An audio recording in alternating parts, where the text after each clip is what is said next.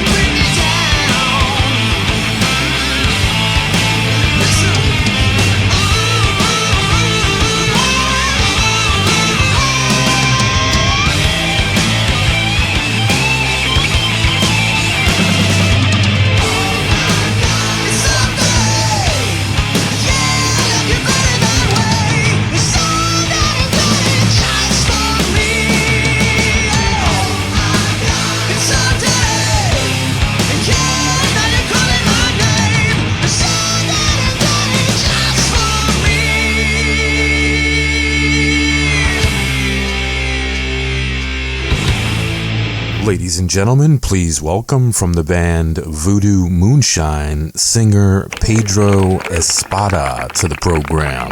How you doing, Pedro? Good, how you doing? Not too bad. Where are you calling from? Florida. Oh, wow. What's the weather like there? It's not too bad. It's like 72 right now. Oh, that's pretty good. It's 58 here in I'm in North Myrtle Beach in South Carolina. Oh, okay. Yeah, I didn't grow up here. I moved down here 3 years ago. I'm originally from New Jersey. Oh, wow. That's cool up there right now, right? I like Myrtle Beach better than Jersey. Oh, I bet. The weather's nicer. It's just a better... even the music scene where I live is pretty cool. I live near like the House of Blues and the Alabama Theater. How's the music scene where you are? It's not too bad. Obviously, it was better, 20 years ago. But, we keep busy up down here. There's a certain amount of, there's not too many places to play like there used to be, with stages and stuff like that. But a lot of restaurants kind of, they open up like a section of the restaurant like after 9:30, and they have bands there. And that's basically where the bands do their thing, There's not that many clubs per se, but there's still places to play. And what part of Florida is it? It's Central Florida. Oh, okay, cool. Yeah, near Orlando, Lake Mary, Sanford. That whole central part. Yeah, I got a couple of friends in Florida. I got one friend's in Port St. Lucie, another one's Okay. in Miami, and then I think I got another one in Tampa. Oh, okay. Yep. So tell me a little bit about the band. How long you guys been together, and who are the players? Well, Voodoo Moonshine, Jeff, the guitar player, Mm-hmm. I have well, first of all, I've had a cover band down here, pretty popular cover band for the last 14 years. Mm-hmm. And, just playing 80s rock. And that's what we've always been doing. And we have a pretty big following. And one night, for whatever reason, I think we were off. I decided to post a video of me singing, kind of like karaoke style. Mm-hmm. Somebody had requested a song that my band didn't play live, so I figured, well, I'll just sing the song, and I posted it online, and it went viral. I got like thousands of views. I wasn't expecting that. Wow. I was just doing it for our fans, and I was like, well, let me. I think I did that on Facebook, Mm-hmm. and I said, well, let me post it on YouTube, and maybe other people will enjoy it. And anyway, that's how me posting videos started.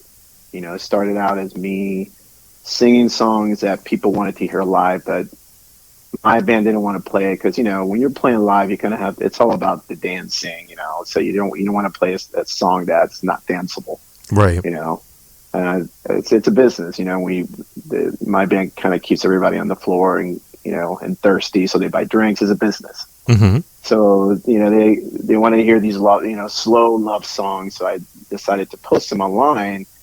And so that's how I started posting videos online. I wasn't really looking for anything other than just to so other people could hear the Mm-hmm. songs that they wanted to hear. Right.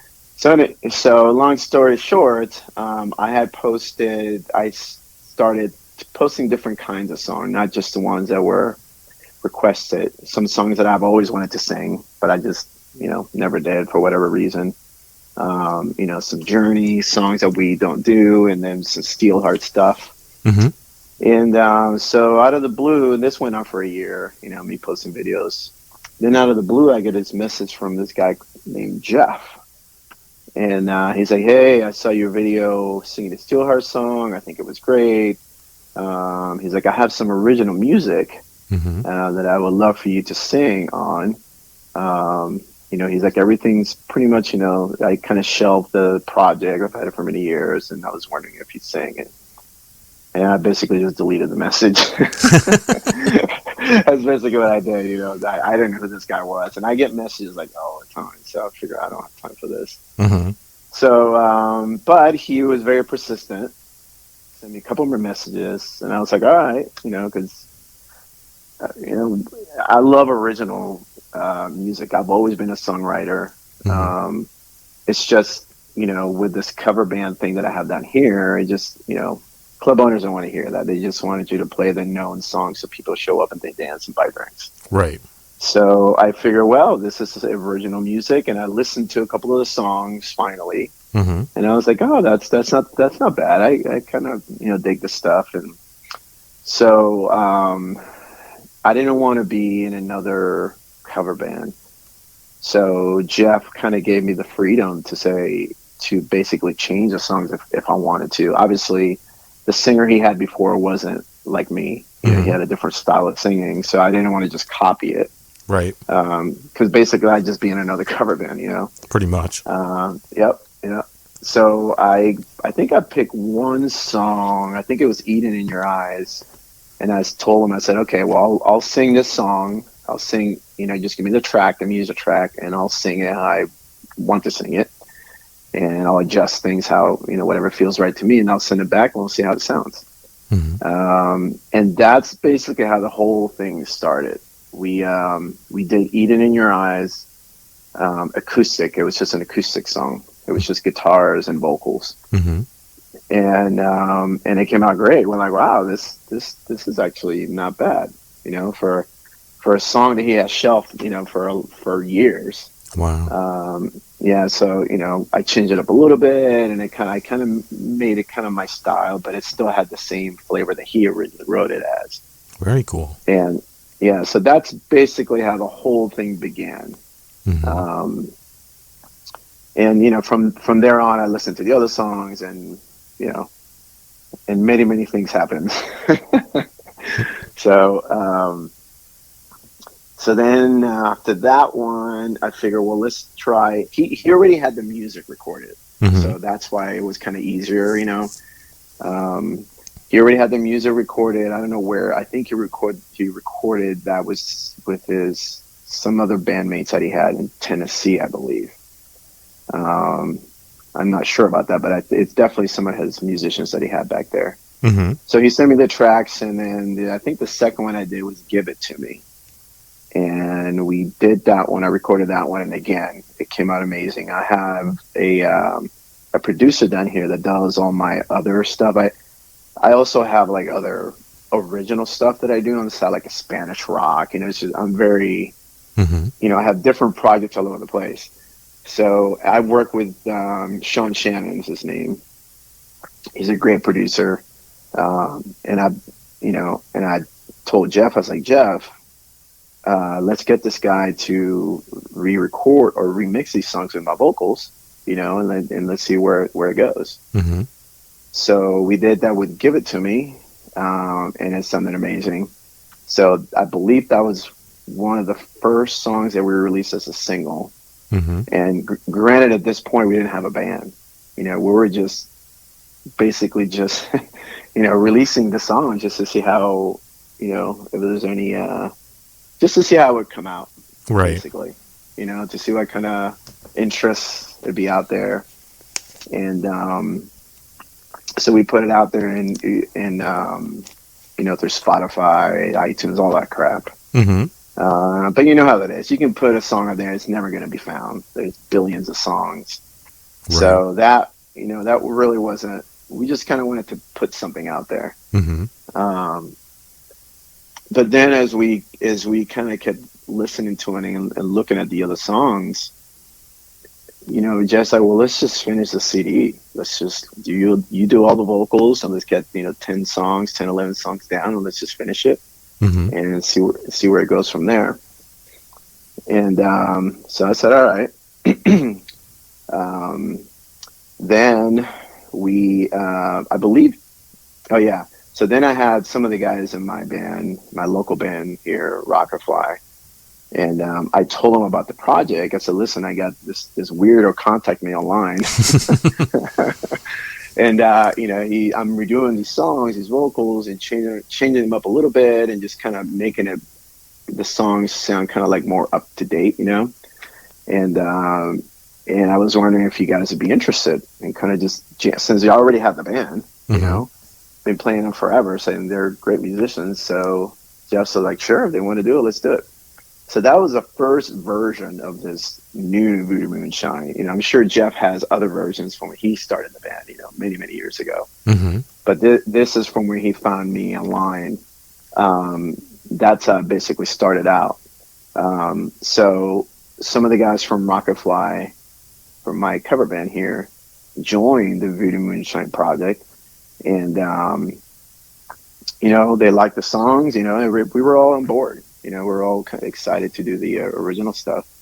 And during this time, of course, I'm playing with my band, my cover band, and I'm still recording at night or whenever I have time, redoing all the vocal parts, rewriting some of the songs. Mm-hmm.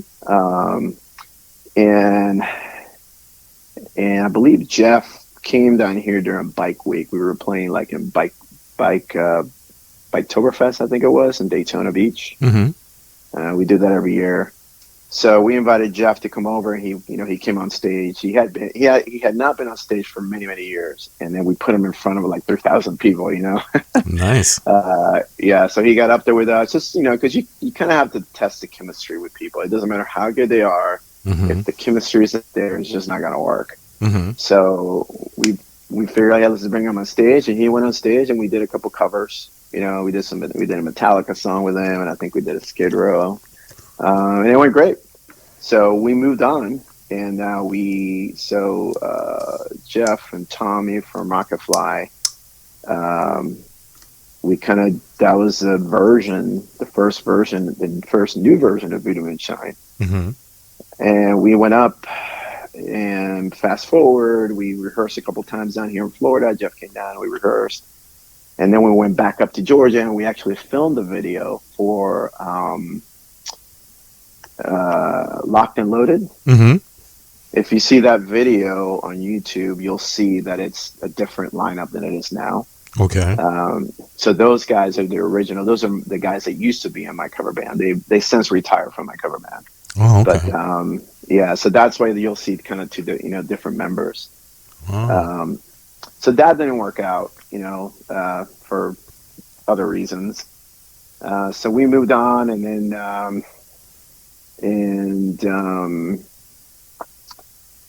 I finally finished all the vocal tracks on the CD. Mm-hmm. It took me a while. So Jeff and we've in the background, we've been trying to finish the CD, and at the same time trying to get some live, because we wanted to get live footage.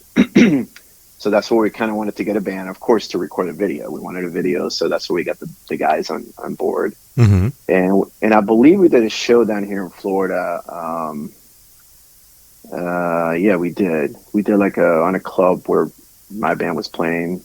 So Voodoo Moonshine also played.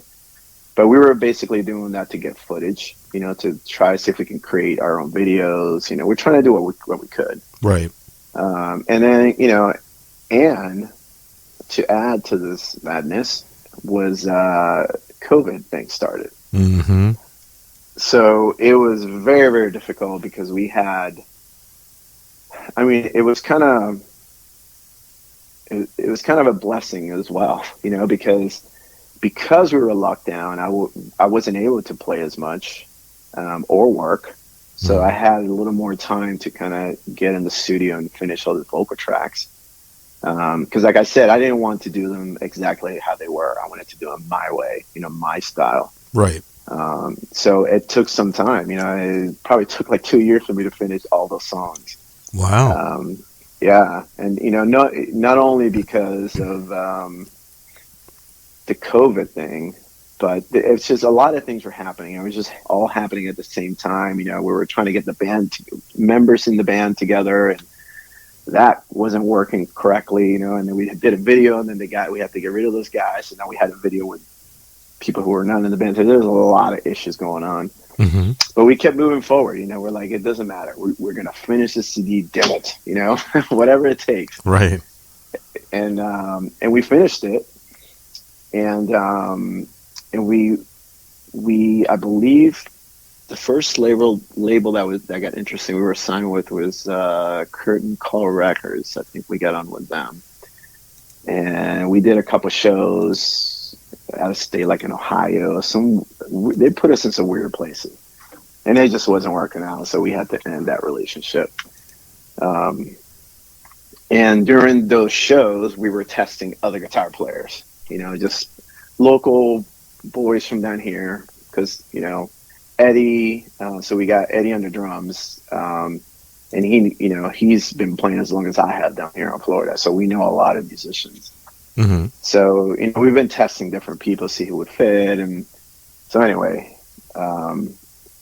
we did have other guitar players that didn't work out. And finally we said, you know what, there's just too much shit, And we told Jeff, I was like, Jeff, for live, for now, you can be the guitar player. You can do all these parts. You can play the rhythm and do the solo and then go back to the rhythm. Mm-hmm. And we just make it work. It's not going to sound exactly like a CD, but, it's okay. So that's what we did, because a lot of these songs have, 2, 3, 5 guitar parts, Mm-hmm. So it's not going to be exactly like the CD, but so far that's worked out. Just Jeff, less drama, when you have a lot of people in the band, just drama just builds up with every additional member. Mm-hmm. But thankfully right now we have some good guys. We all get along. We have Hector on the bass. I actually found Hector played in my all original Spanish rock band many years ago called nice. Espada. Yeah, so he was my bass player. And then that project just didn't work out, and I still write for that, but it's not like I'm pushing it that hard right now. So when we were looking for another bass player, he came up. I was like, "That's the perfect guy," So that's how he landed on Voodoo Moonshine. He's doing great. So it's me, Hector, Eddie, and Jeff.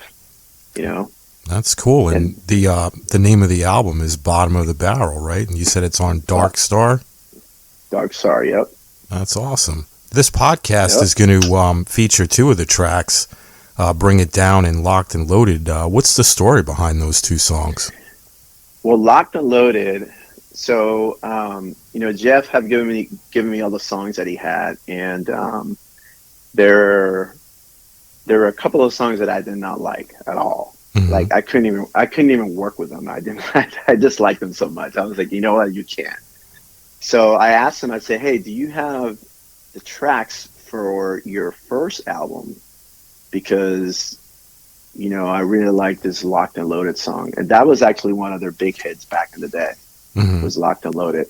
So, and I think we had all this, we had all the songs, we had 9, we needed one more song. And I asked him, I said, do you have those tracks? And he's like, yeah, I asked him for the lyrics, send me the lyrics. And then, within a week, I sent him back the completed song. And I said, here's our last song for the CD. We're just going to redo this song. So that song got on the CD by accident. Mm-hmm. I didn't want to do some of the other ones. And then Bring It Down was another song that I did not like, but I liked the music. So I listened to the track and I tried to ignore the previous version, that he had. And I wrote all new lyrics and all new melodies. It's a completely different song, but the music was so great. Nice. It had a lot of energy, a lot of attitude. So that's where Bring It Down came about. It was one of the songs that I just had set to the side to kind of just ignore and maybe revisit it later. But towards the end of the album, we were finishing and we didn't have enough songs. I pulled those two out, and that's how they got on the album. Look, they're the top 2 songs that came out. So that worked out. Nice. How do you approach songwriting? What's your creative process like? Well, usually, if it depends. If I am given a track, meaning like a guitar, like a full guitar track with drums, kind of like the completed song, I just basically I hum gibberish. To be honest, I just I just go and I just kind of make up just words, random words, until I get a feeling, and I basically feel the music, and then I kind of say, okay, I'm feeling this. What does it feel like? Does it feel like happiness? Does it feel like sadness? Does it feel like anger? And that's how a song, when I listen to the music, that's how that song kind of gets a direction. Now, if I have a song in my head, I'll pick up my guitar and I'll basically write the chorus first. I finish the chorus, I write the lyrics for the chorus, I basically fine-tune the chorus part, and then I write from the chorus out. Mm-hmm. That's how I personally, write songs. That's pretty cool. The band has a few videos up on the YouTube page. Do you enjoy shooting the video as much as recording the song? Well, to be honest, I don't like the recording process. Only because I have so many ideas. I go in there and I want to record, like if I'm recording my vocal parts, I'll record something and be like, oh, let me try this. Oh, let me try that. And I'll spend 3 days just dabbling on crap, when I should just stick to one thing, I just keep, I'm always in the creative state, so that I do enjoy it if I am writing a song, but when I'm recording, I know I have to fine tune it to something. I have to finalize it. Right. And I'm never really happy with the final product, to be honest. And I think a lot of musicians are like that. They listen to something like, oh, I should have done that, or I could have done this. But you kind of have to pick something that you kind of have to compromise. Mm-hmm. And so with the recording process, for me, I basically do like 5 or 6 takes, and then I listen to them throughout the week in my car. And then the one that kind of feels like, okay, that one feels good. That's the one that I normally stick to. But it's just a long, tiring process for me. Mm-hmm. So same thing for the video. When you're recording a video, it's a lot of waiting and a lot of, I'd rather be on stage live and just rocking out. Mm-hmm. So. Do you play a part in the way the videos are shot, or you just kind of take direction from somebody else? Well, for the Locked and Loaded video, that was just basically just going to be like a live thing. Mm-hmm. So there really wasn't anything for that. And the same thing for the Bring It Down. Now we do What a Way to Go is going to be the next song that we're going to be releasing at some point. And that song, Jeff had actors, and we had a whole plot that we were going to do, kind of like a story video. Mm-hmm. But just the funding and the COVID thing, it screwed it all up, because we were going to record it ahead of time, and it just didn't work out. Things just didn't, things happen for a reason, right? It's something stopping you from doing that, so you just got to like move on and just switch gears, and that's basically what we did. So we did like a live thing, and but it turned out pretty good. So I think in the future, when we have more time and hopefully a little bit more funding, we'll probably do more of that, where we can sit down and be more creative with our videos instead of just like a live thing. Unfortunately, this past 2 years it's been very strict because of the COVID thing, and so. Yeah, you guys got an album release show coming up in like a day or two, right? Yep, this Friday. Where's that at? This Friday at the Haven, and I believe that's Winter Park's not too far here from where I live. Yeah, I've lived here for a long time, and I've never been there to that club. Wow. From what I hear, it's like it's typically like an all original club, but they have like typically really heavy bands, like speed metal stuff. Oh, okay. But it's I saw some photos and stuff like, and I have friends here that have played it before, so it should be pretty cool. That's awesome. I'm excited about that. Yeah. Yeah, I was reading some of the reviews. One guy said this is a masterpiece album that deserves a big welcome after so many years. That was the metalmag.com, and then somebody else wrote, purchase of this disc is already mandatory, classic hard rock 80. What's it like hearing reviews like that? That's great. It